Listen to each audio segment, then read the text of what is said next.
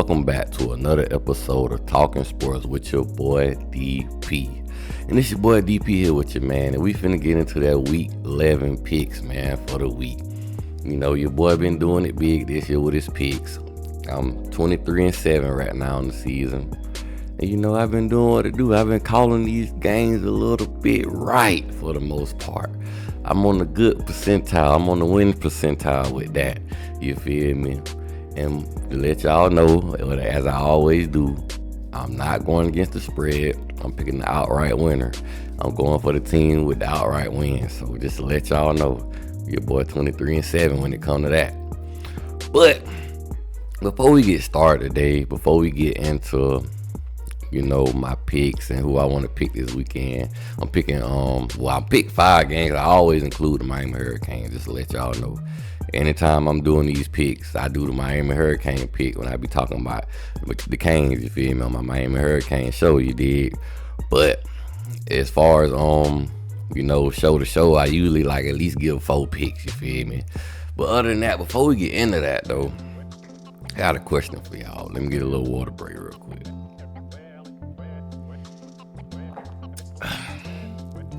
Should group of 5 schools have their own playoffs? Should they?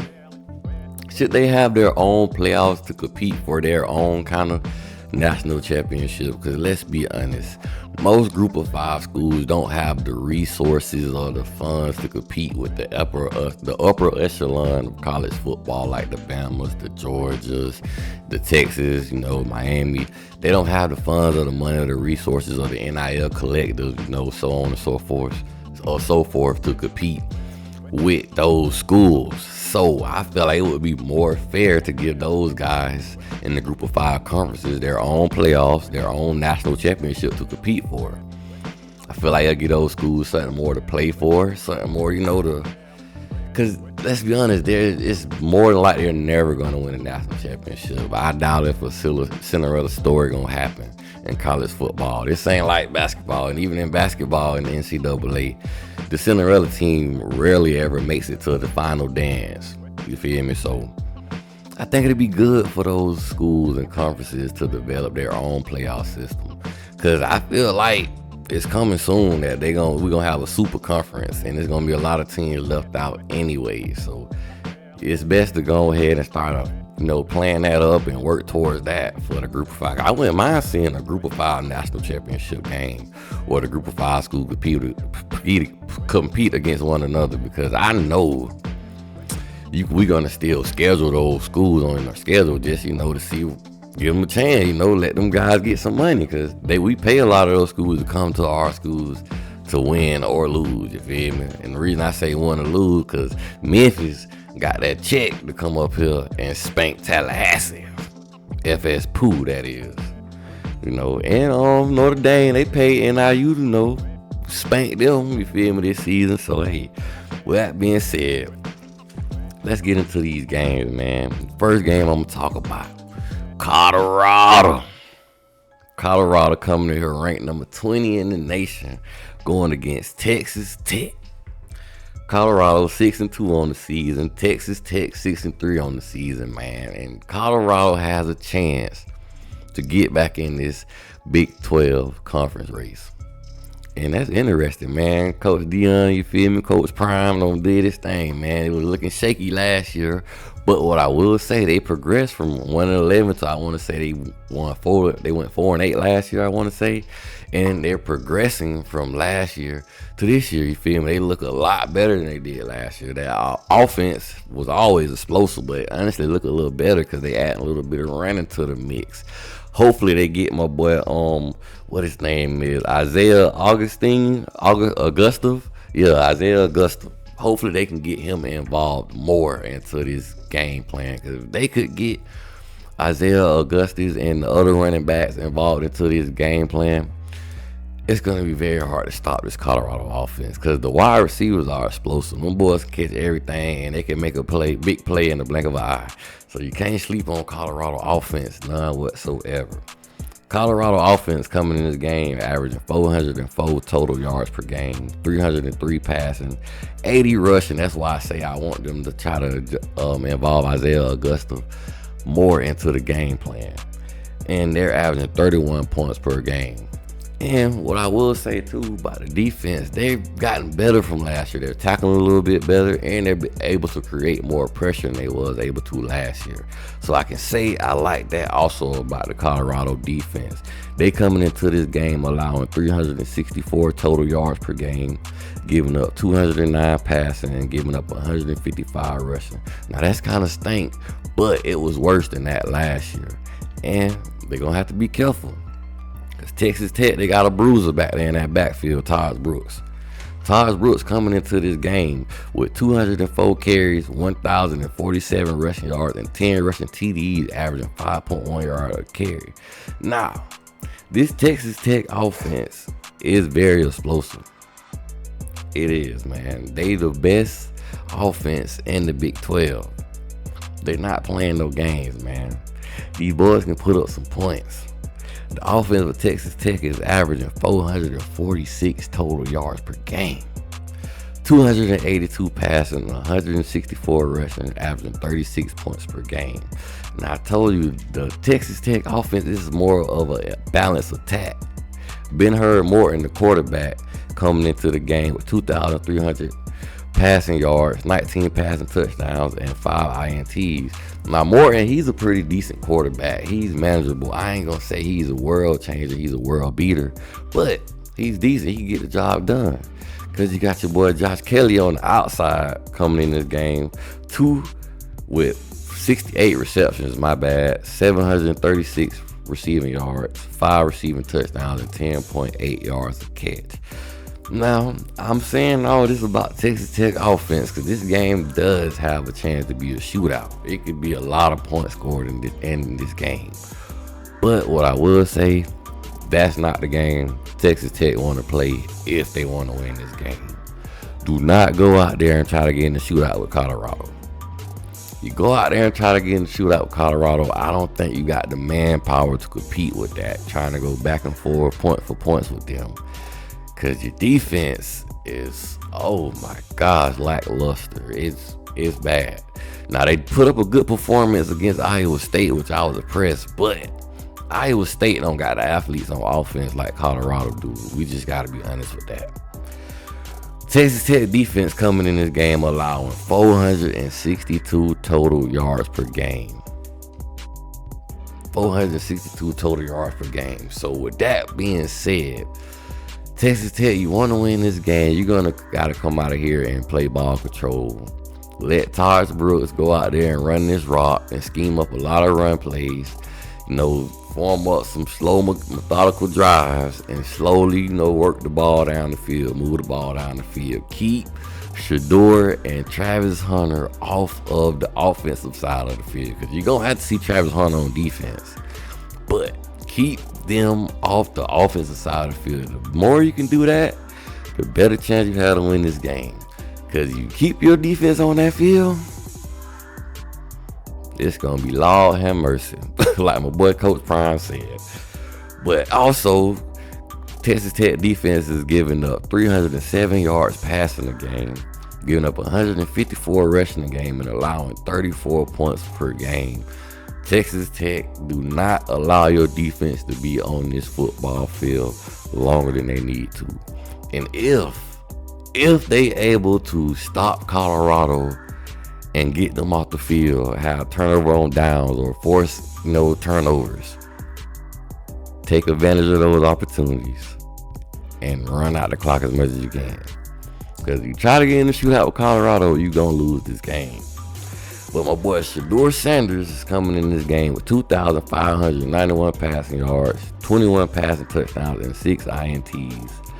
And Travis Hunter, you feel me? Hey, my boy might win the Heisman. I want Cam Ward to do it, but if Travis Hunter do it, I'm not even mad at that because it ain't nothing like him out there in college football today.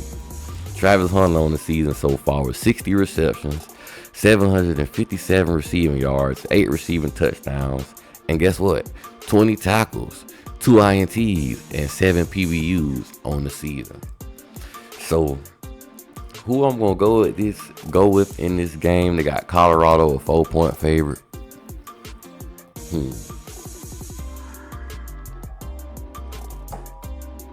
Colorado a 4-point favorite.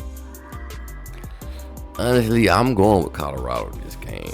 And I'm going with Colorado to cover. I'm not putting trust in a Texas Tech defense against this offense. Unless they go with the game plan that I just spoke of, I ain't putting no trust in Texas Tech defense, man. They don't got the athletes to compete and stick with these wide receivers that Colorado got. And if they involve Isaiah Augusta, the running back, in this game plan more, it's going to be over. You feel me? Like my boy Drake say, and it's over, and it's over. You dig? But on to the next, man. All right, man. For the next game up, we got Alabama coming in here ranked number 11 in the nation, 6-2 on the season, going up against the old Bayou Bengal. LSU ranked number 15 in the nation, coming in this game 6-2. Now, they got Alabama a 2.5 point favorite. But they gotta go to Death Valley, baby. And not only they gotta go to Death Valley, they gotta go to Death Valley at night. I don't know, man. Mind you, we talking about an Alabama team that got 2 losses in November. Now, if you 30 years old or 39 and younger, you ain't never seen an Alabama team with 2 losses in November for the most part that you can recall. Alabama fans right now are going to have an identity crisis, especially if they take an L in this one. But going to Death Valley at night, it get funky. It get real funky down there in Louisiana and Baton Rouge. You feel me? You heard me? Woody. But Alabama offense coming in this game averaging 431 total yards per game, 254 passing, 177 rushing, and averaging 37 points per game. Defense, coming into this game allowing 337 total yards per game, giving up 193 passing, and giving up 144 rushing, allowing 18 points per game. Now, mind you, like I just told you, Alabama got 2 losses on the year. Both of those losses when they was on the road. And the Vandy loss, the home field advantage wasn't there. Because like Nick Saban said, more of your fans show up than the Vandy fans. And guess what? The Bama fans got to see Vandy storm the field carrying a goalpost down to Nashville City, Tennessee, wherever they at in Tennessee. That's what Alabama got to witness. And then you go to Tennessee, you lose there. But you finna go to Death Valley at night in Louisiana, Baton Rouge, baby. I don't think them boys can handle that smoke. I don't. Not the Bama I don't see. But the X factor is how this young man come to play. Jalen Milroe on the season with 1,937 passing yards, 13 touchdowns, 6 INTs, 102 carries, 380 rushing yards, and 12 rushing TDs. Now listen, my boy Jalen Milroe will be the X factor on this offense. How will he play? Will he play consistent, or will he put Alabama in troubled situations? Who knows? If the version of Jalen Milroe that played against Georgia show up, this thing is a wrap. It's sealed and deal. You feel me? The game is over with. Bama gonna win this thing, no doubt. If that version of Jalen Milroe show up. But the version of Jalen Milroe show up that played Vandy, the version of Jalen Milroe show up that played Tennessee, they're not gonna win this game. But I must say, Coach Kalen DeBoer, you gotta help your quarterback, man. You gotta run the ball more. You lost the Vandy game because you ain't run the ball enough. I ain't really watched the Tennessee game, but I'm pretty sure it had something to do with y'all probably not running the ball enough. You're not running the ball like the Alabama we grew up to know. Now, I give the Alabama defensive stats? Yes, I did. But Ryan Williams, I don't know how you gonna come out here and perform against these LSU DBs, which LSU secondary ain't all that. They're giving up 230 passing yards a game, so this is an opportunity for you to get busy, Ryan Williams. Ryan Williams coming in the season, 35 receptions, 702 receiving yards, 7 receiving touchdowns, and 20.1 yards a catch. But the guy, Alabama, like I was just saying, must get involved. It's Jam Miller. You gotta get your running back in the game. And if you don't get the running back involved, get the running game involved somehow, some way. I don't care who you run the ball with, but you gotta get some kind of running game going. And you gotta stick to it if it's working. You can't go away from it if it's not working and give up possession that you could have scored on if you just stuck to running the ball. But my boy Jam Miller coming in this game, 74 carries, 450 rushing yards, and 7 rushing TDs, 6.1 yards a carry. Now let's talk a little bit about LSU, them Tigers. Now we want DJ Pickett. Now you know I'm a Miami fan, we want him. So like I would like to see y'all lose this one if I'm being real. But I also gotta be real, cause this game is a coin flip. You feel me? Both of these teams pretty much identical to each other, besides one of them got an athletic quarterback and one of them got pretty much a pocket passer at quarterback. But both teams been having trouble running the ball. But LSU offense coming into this game averaging 448 total yards per game of offense, 332 passing, and 115 rushing, averaging 32 points per game. Now, what I want to say about LSU's offense, these guys also have to involve the running game into their game plan more also. Caden Durham, the freshman, he got 73 carries, 397 rushing yards, and 6 rushing TDs, 5.4 yards a carry this game. Get this man the ball more and try to involve him into this game plan more.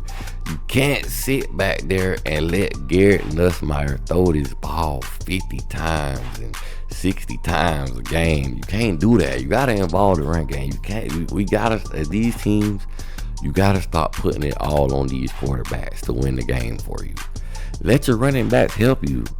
You feel me? Stop listening to the world talking about, oh, we got to pass to win. We got to pass to win. Run that ball. Like my boy Georgia Tech say, run the ball. You feel me? Even though we owe them one. But let's not get into that. Let's talk about what we're talking about. Now, why I say, you feel me? You ain't going to be able to just guarantee that Gus Nussmeier going to win you this game with his arm, because, Alabama defensive secondary, they not bad. They all right. They allowing 193 passing yards per game, you feel me? That's pretty decent, you feel me, for the most part. So, involve this run game, LSU, even though your wide receivers are explosive. Kyron Lacy coming into this game, 41 receptions, 618 receiving yards, 6 receiving touchdowns. And I like Kyron Lacy. Him and your boy Anderson. I feel like they can have some opportunities in this game. Because like I said, Alabama defensive secondary, they all right. But they not world beaters neither, you feel me? Because you seen how the second half of the Georgia game looked. They was getting cooked out there and almost blew the game, you feel me?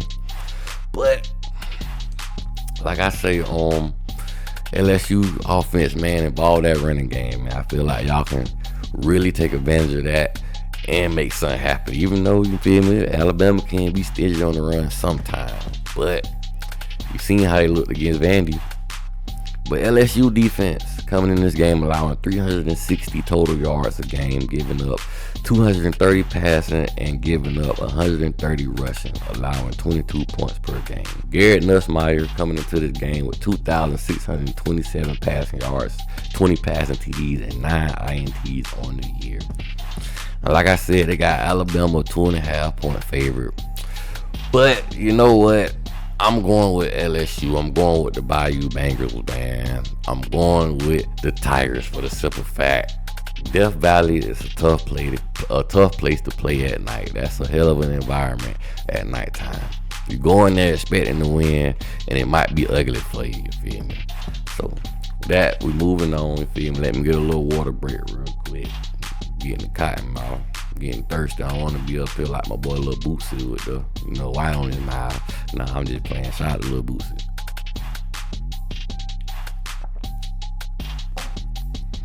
But next game we finna talk about. These boys back again. Talking about them again. Oh, Georgia. Georgia. We all the time in Georgia. You already know how it go.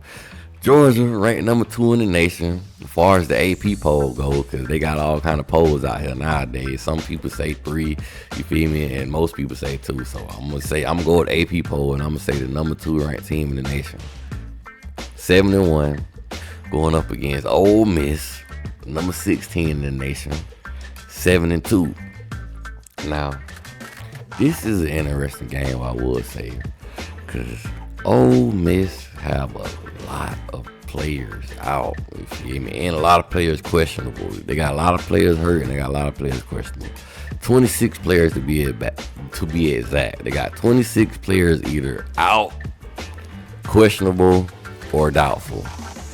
And all that don't sit well with me in my book. So you already know why I'm leaning towards, you feel me, with this pick anyhow, just from me saying that. But I'm going to get into the stats anyhow.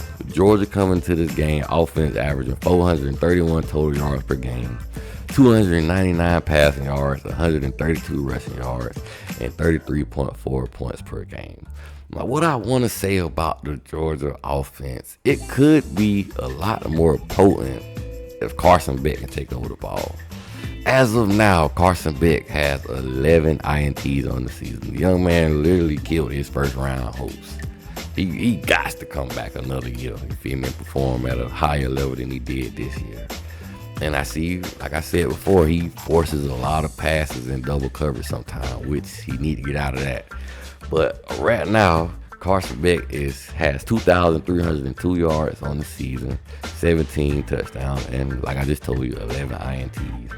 But also what I want to say about Carson Beck, even though in that game they lost, and in some of the bad games that they played, well, not the game they lost, exit the game they lost, but majority of the games that he threw them 3 INTs and 2 INTs or whatever, they still won the game, and they scored a lot of points, which is crazy.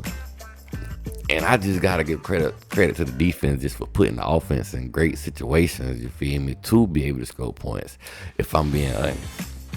Georgia defense coming in here averaging allowing 295 yards per game, giving up 187 passing and giving up 108 rushing, allowing 17 points per game.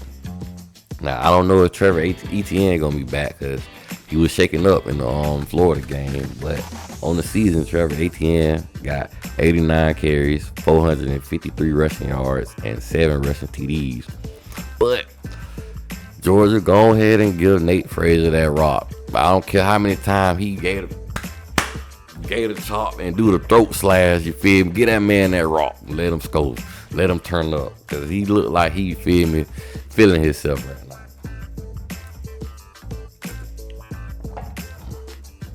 But so far, Nate Frazier got 60 carries on the season, 286 rushing yards, and 2 rushing TDs.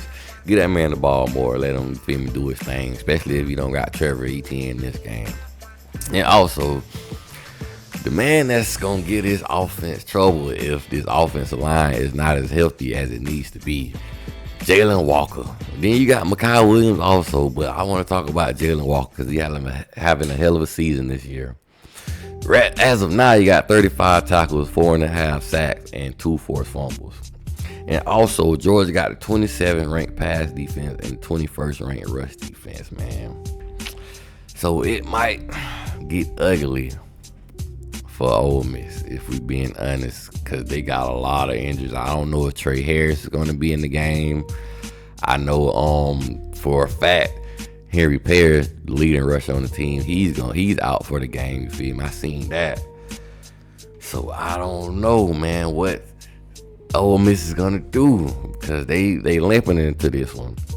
The offense averaging 555 total yards per game, 377 passing, 178 rushing, and averaging 42 points per game. Defense allowing 316 yards per game, giving up 234 passing, and giving up 82 rushing. Beautiful rush defense, and allowing 13 points per game. Jackson Dart with 3,210 passing yards, 21 touchdowns, and 3 INTs, 77 carries, 254 rushing yards, and 3 rushing TDs.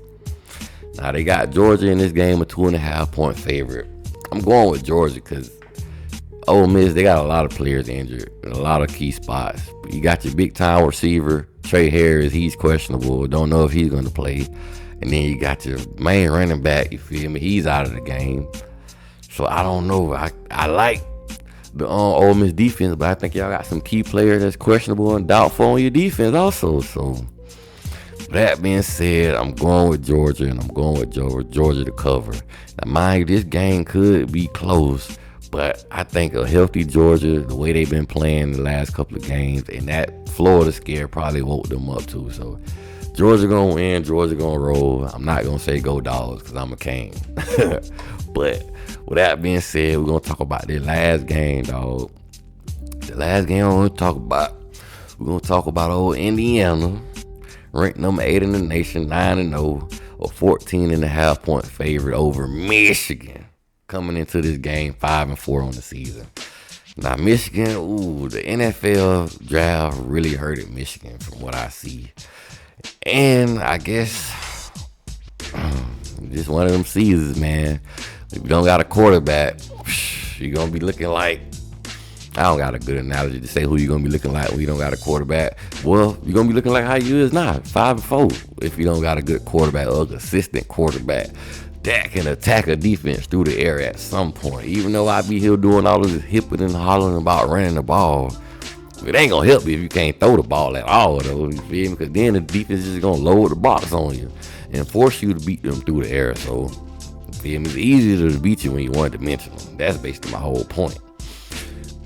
But Indiana coming to this game, offense averaging 476 total yards per game, 284 passing, 191 rushing, and 46 points per game. Number 1 offense in the Big Ten, people.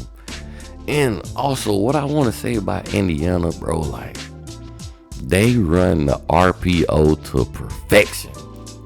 I haven't seen a team run the RPO better than them all season. I'm talking about they putting up points, man. They beating people ass out there. Indiana is showing no mercy like Captain Encino. You feel me? Indiana out there balling. Nobody expected Indiana to be at this point. And mind you, a lot of people still doubting them because they looking at the logo and they looking at the Indiana Hoosiers and just thinking of them what they was before. This team is deadly, bro. This team is not to be taken lightly. This team can put up points and this team can play defense. They got the second best defense in the Big Ten. Defense allowing 256 total yards per game, giving up 188 passing, and only giving up 72 rushing yards a game, allowing 13 points per game. So not only is the defense coming out here ready to ball, the offense performing. One thing I can say about Indiana from watching them and watching some of their games, they're playing 60 minutes of football. When the first whistle blown, they getting after it to the last whistle blown. You better not come out there playing Indiana and taking it lightly, having a slow day, starting off sluggish, you feel me, having mistakes and miscues and not executing. Because they execute at a high level and they run the RPO damn near to perfection. So you better be ready. But Curtis Roy, I like the young man. He be balling, slanging that rock, coming into this game with 2,204 passing yards, 19 passing touchdowns, and 3 INTs. And they got a running back that will run that rock and lower his shoulder too. Justice Ellison with 111 carries, 669 rushing yards, 9 rushing touchdowns, and 6 yards of carry.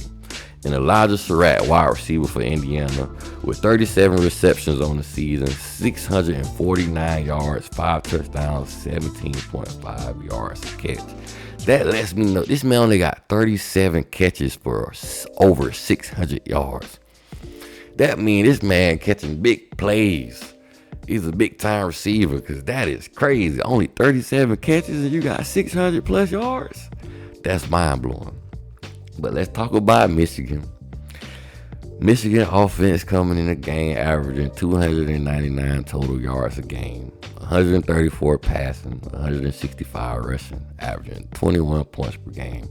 Yeah, I don't know why I sound so sad here reading Michigan Wolverines. It do look sad from where y'all were last year, but y'all ain't really play nobody last year neither. To be honest with y'all, you feel me? Y'all looked up and got up in there if you ask me, but to each his own.